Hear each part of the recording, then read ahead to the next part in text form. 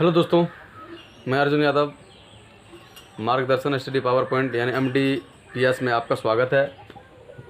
आज आप लोगों के सामने फिजिक्स में दूसरा चैप्टर जो प्रकाश का अपवर्तन दिया गया है, प्रकाश का अपवर्तन,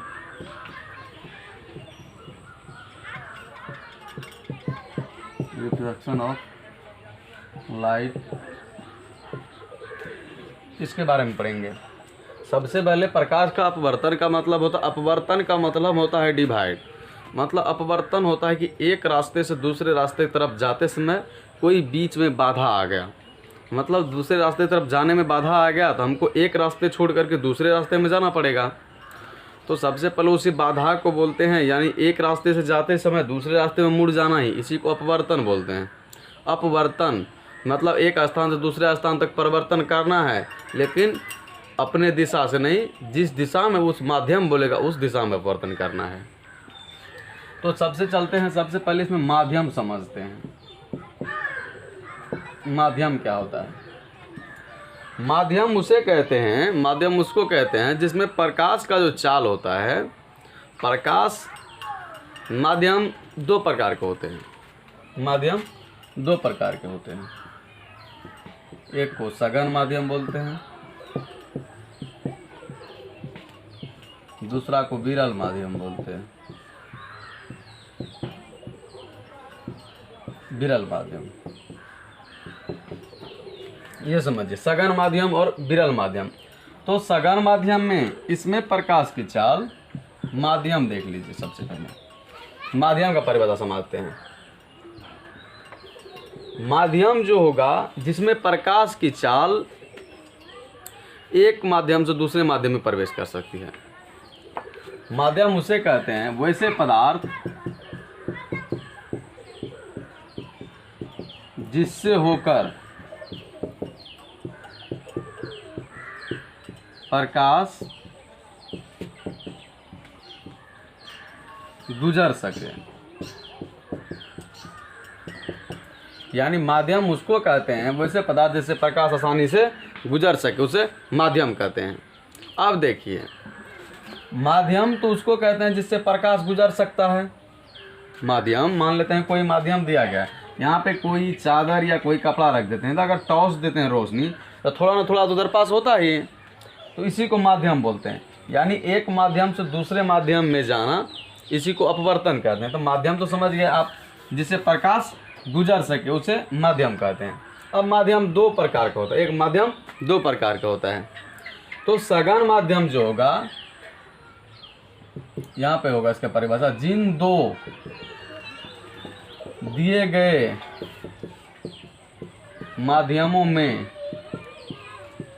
प्रकाश की चाल अपेक्षाकृत कम हो, सघन माध्यम कहलाता है।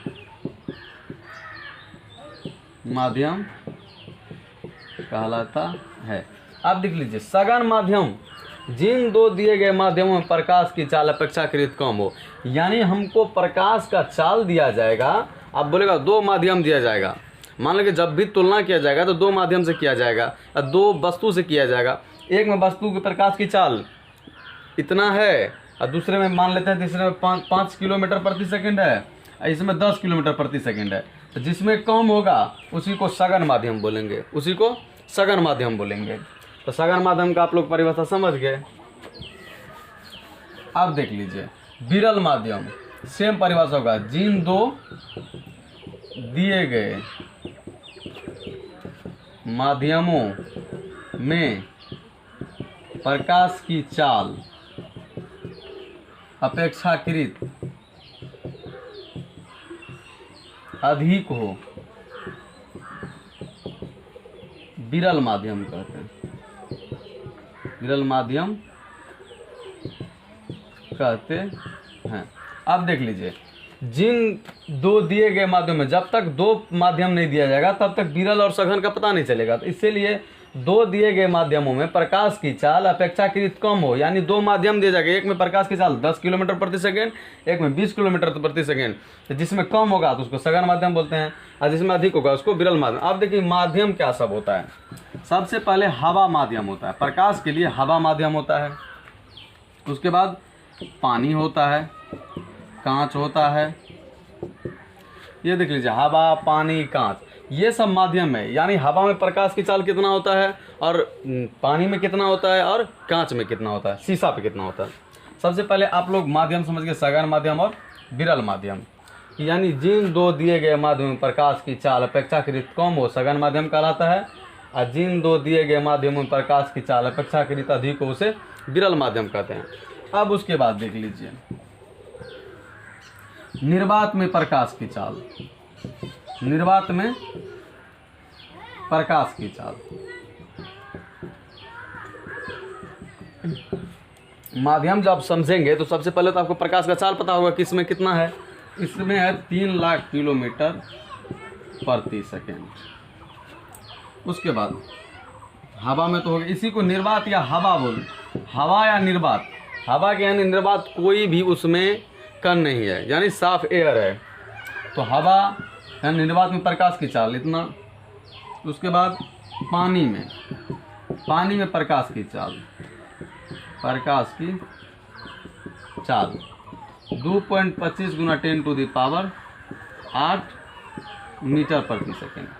यानी पानी में प्रकाश की चाल 2.25 × 10⁸ मीटर प्रति सेकेंड। उसके बाद देख लीजिए कांच में प्रकाश की चाल, कांच में प्रकाश की चाल, प्रकाश की चाल, कांच में प्रकाश की चाल 2.0 × 10⁸, यानी 2 × 10⁸ मीटर प्रति सेकेंड। अब देख लीजिए, अब आपको पूछेगा कि कौन विरल माध्यम है और कौन सघन माध्यम है। अगर आपको पूछेगा कि कांच और निर्वात में कौन सघन माध्यम है तो कांच सघन माध्यम है, अगर विरल माध्यम पूछेगा तो विरल माध्यम है। ये 3 चीज़ हमेशा याद रखिए, आपको कभी भी इस चैप्टर में आपको प्रॉब्लम नहीं होगा सघन माध्यम और विरल माध्यम में समझने के लिए। अब इसके बाद चलते हैं प्रकाश के अपवर्तन तरफ।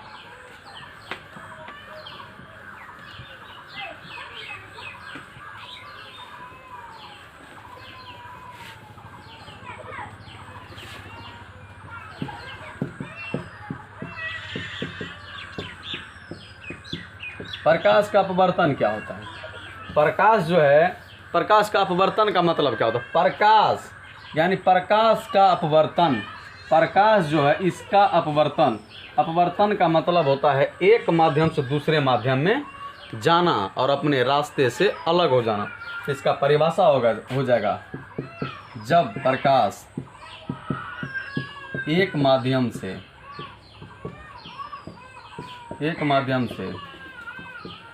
दूसरे माध्यम में प्रवेश करती है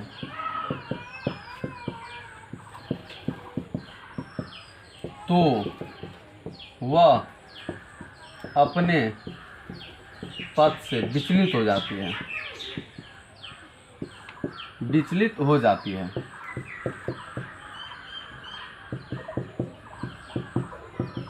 इसी घटना को प्रकाश का अपवर्तन कहते हैं। प्रकाश का अपवर्तन कहते हैं। अब देख लीजिए, जब प्रकाश की किरण एक माध्यम से दूसरे माध्यम में प्रवेश करती है तब वह अपने पथ से विचलित हो जाती है, इसी घटना को प्रकाश का अपवर्तन कहते हैं। अब देख लीजिए, सबसे पहले 2 माध्यम बनाते हैं, एक है विरल माध्यम, एक है सघन माध्यम। मान लेते हैं यहाँ पे हवा दिया गया, मान लेते हैं हवा है, उसके बाद इसमें मान लेते हैं पानी दे देते हैं, यानी 2 माध्यम दिया गया है। एक माध्यम पानी है, नीचे पानी है, ऊपर में हवा है, यानी तालाब के अंदर जाना है। तो सबसे पहले यहाँ पे टॉर्च देंगे, रोशनी देंगे, यहाँ से जो रोशनी यहाँ पे देंगे इसको बोलेंगे प्रकाश। प्रकाश। अब यहाँ से देख लीजिए आपका इसका मूल पथ क्या होगा? मूल पथ ये है, जबकि रोशनी को मूल पथ की ओर जाना चाहिए, लेकिन ये रोशनी यहाँ से नीचे की तरफ आ जाएगा। नीचे की तरफ आ जाएगा। इसको अभिलंब बोलते हैं।